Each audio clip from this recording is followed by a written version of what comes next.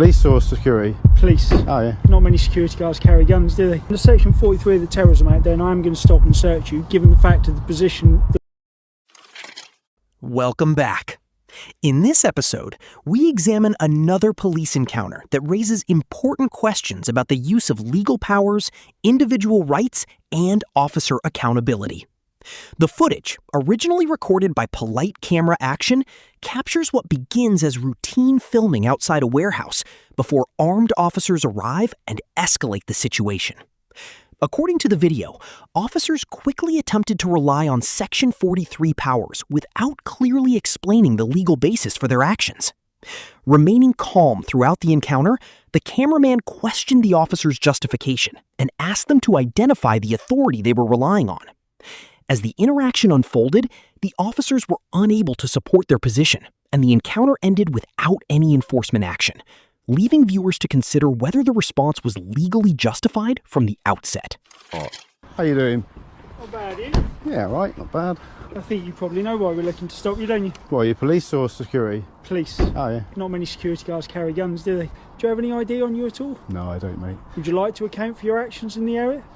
Not really, no, just taking photographs, that's it. Okay. Under section 43 of the Terrorism Act, then I am going to stop and search you, given the fact of the position that we find you in, the buildings you have been taking pictures of, and the fact you've admitted to taking photos of Yeah, those but this is a public you road, haven't though. offered me any reason why. It's section 43 of the Terrorism Act. As I just said, I'm taking photographs, mate. Yeah. What buildings were you taking them off? I'm not taking them or anything, really. I'm just taking whatever I feel like. I'm totally entitled to take photographs. You are. Yeah, so what are you saying then? Also, then? under section 43 of the Terrorism Act, I'm entitled to stop and search and stop and speak to anybody that I believe may be undertaking reconnaissance, hostile reconnaissance, or anything related to terrorism. And so also, when hang on, sorry, okay, because I haven't been impolite and interrupted you. No, but I just don't like the idea of being searched for no reason when all I'm doing is The walking around encounter with a camera. quickly centered on the officer's decision to rely on counter-terrorism powers, simply because someone was taking photographs.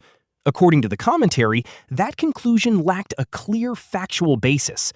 The footage emphasizes that photography in a public place, by itself, does not automatically justify the use of terrorism-related search powers, which are intended for situations involving reasonable grounds to suspect terrorism-related activity. Throughout the interaction, polite camera action remained calm and pointed out several key facts. He was standing on a public road, was lawfully present, was not photographing a restricted area, and was making no effort to conceal his actions. The commentary argues that receiving a report from a member of the public does not on its own establish legal grounds for a search, nor does carrying a camera transform ordinary photography into suspicious activity.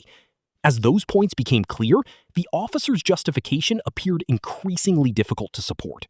I've given you a reason why I'm in the area. The fact you're not willing to listen to it, that is somewhat arbitrary. Yeah, but I've just told you why I'm in the area. Okay. I'm a photographer. But if that's the case... I've got a YouTube channel, I take YouTube videos. If that's the case, then you're perfectly at liberty to give me a name and details, aren't you? No, why should I? Okay. It's a free country. I know it is. We're not living in China, are we, where you've got no rights to do anything. This is the UK, isn't it, where you've got rights to do what you want. So, which is also... And I'm entitled to walk around with my camera and take videos for YouTube and stuff like that. Well, the reports of people are telling me... Yeah. There he is. Yeah, just good. TE06 Yeah, QP. QP. He's got his on as well. Thank you very much. So, like I said, Section 43 of the Terrorism Act gives me the power to stop and search you and obtain any details from you that you're willing to give to me. Well, I'm not really... Okay, if that's the case then, I am also at liberty to look at the memory cards, SD cards and anything on those cameras. Don't be silly, no you're not. No, I am. No, you're not. I am. A court of law is the only person who's allowed to look at that. Tell you what then, you put your camera down, get your phone out and Google it. The discussion then shifted from the stop itself to the officer's request for access to the cameraman's digital devices. After attempts to obtain his personal details proved unsuccessful, one officer asserted that he could examine the footage stored on the camera, including its memory and SD cards. The commentary challenges that claim, arguing that detaining someone does not automatically give police unrestricted authority to search the digital contents of their devices. It explains that electronic devices are generally subject to specific legal procedures, and where a lawful basis exists, they may be seized and examined under the appropriate legal authority, rather than searched immediately at the roadside. Throughout the exchange, Polite Camera Action maintained that any review of digital material should occur only if authorized under the law. The commentary concludes by emphasizing that the existence of a later court process does not by itself justify an officer viewing digital content on demand during an encounter without the necessary legal authority. It says I'm allowed to look at them to see what you've been doing. Because if it is a case of what you have been looking at is hostile reconnaissance in relation to terrorism. Hostile reconnaissance to what? Because you've been taking pictures of a building that is of a sensitive nature. Well, that logistics building. I'm doing absolutely no wrong, am I, with walking around with a camera? You're doing wrong? Well, so why are you searching me then? At what point have I said you're doing wrong though? So why would you search me? Right, at what point have I said you're doing wrong? You haven't, but why would you search me if I'm not doing anything wrong? I've just told you under the Terrorism Act, Section 43. Yeah, but then that means you suspect me of being a terrorist. It's a suspicion, exactly. What, you think I'm a terrorist? It's not an accusation, is it? You suspect I'm a terrorist? Why don't you go and speak to them first instead of stopping me? Here we go. Let's chuck a controversial one in here. You're telling me you've spoken to them. When's the last time you think somebody lied to me as a police officer? Probably all the time. I'm not a liar. There we go. But I don't know that, do I? I've told you what I'm doing. I'm totally entitled to walk around with a camera and film stuff. You know I am. So I don't know what you're going on about. You don't think I'm a terrorist. You know I'm not a terrorist. I didn't say I didn't think you're a terrorist. Well, why are you stopping me on the terrorism? My suspicion. The encounter reached a critical point when the officer acknowledged that Polite Camera Action had not committed any offense. The commentary argues that this immediately raised an important question. If no unlawful conduct had been identified, what legal basis remained for continuing the search? According to the analysis, the officer's later suggestion that people sometimes lie to police did not by itself provide independent grounds for exercising search powers. The commentary maintains that a general suspicion or disbelief of someone's explanation is not the same as objective legal justification. Rather than becoming confrontational, Polite Camera Action continued asking straightforward questions about the legal authority being used.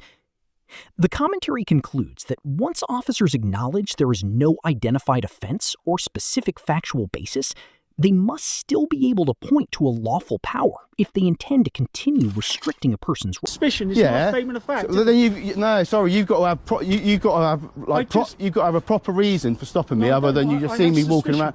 Of what? Because I'm walking around with a camera. Well, you better make sure you got this right, mate, because there's going to be a lot of trouble otherwise. Okay, so why do we now have to resort to threats?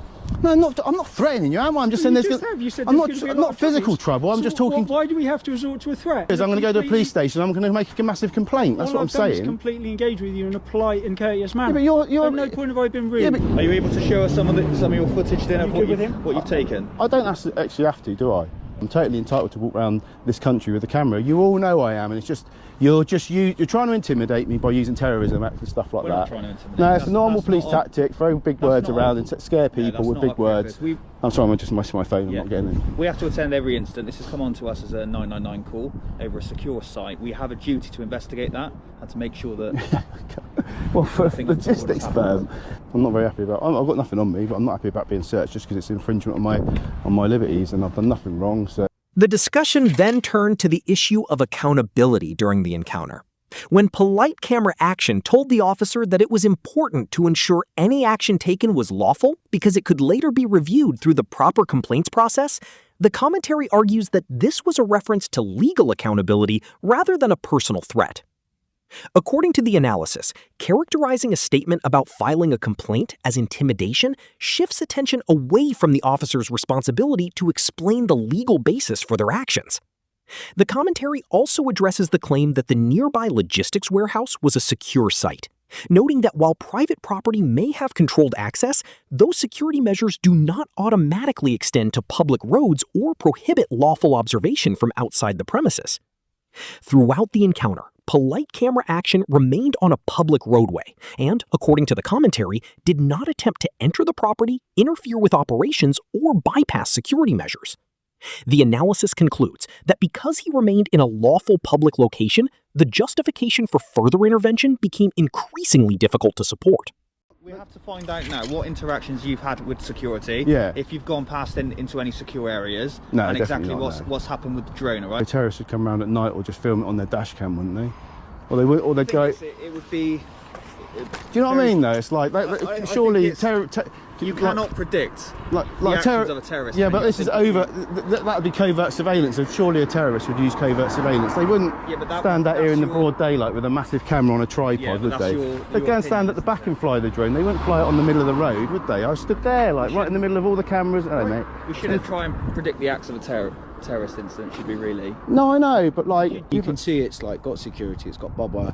Which what would that indicate? Yeah, but I'm not. But there's no rules being broken on, or laws being broken by flying my drone over that building. We're not talking about laws at the moment. All I'm talking. Aren't we? I thought we were.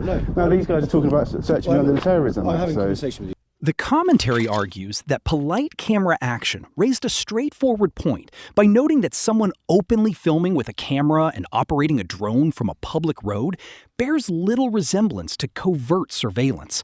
Throughout the encounter, he remained visible, explained what he was doing, and made no attempt to conceal his activities.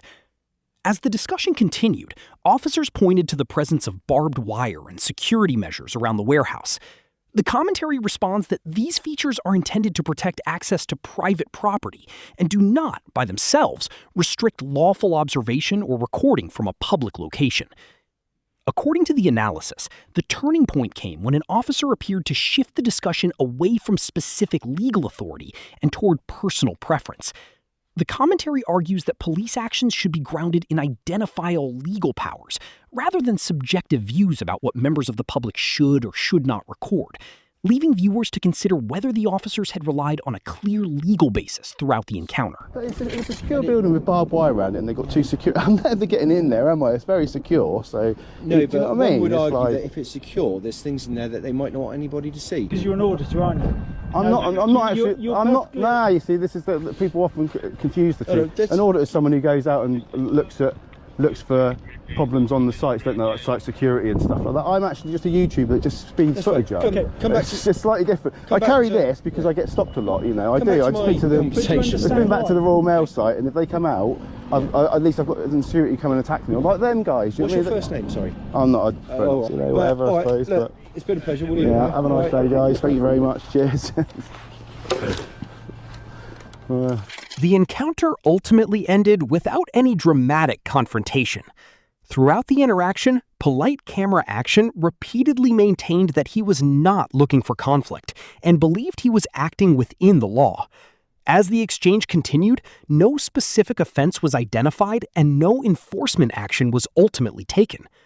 According to the commentary, the officers never pointed to a clear legal basis for restricting his activities. Instead, the discussion centered on general concerns about security and the location, without those concerns developing into an identifiable power that could be exercised. In the end, the officers left the scene without conducting a search, making a seizure, or taking any further action. The commentary concludes by encouraging viewers to consider the importance of police being able to clearly explain the legal authority behind their decisions.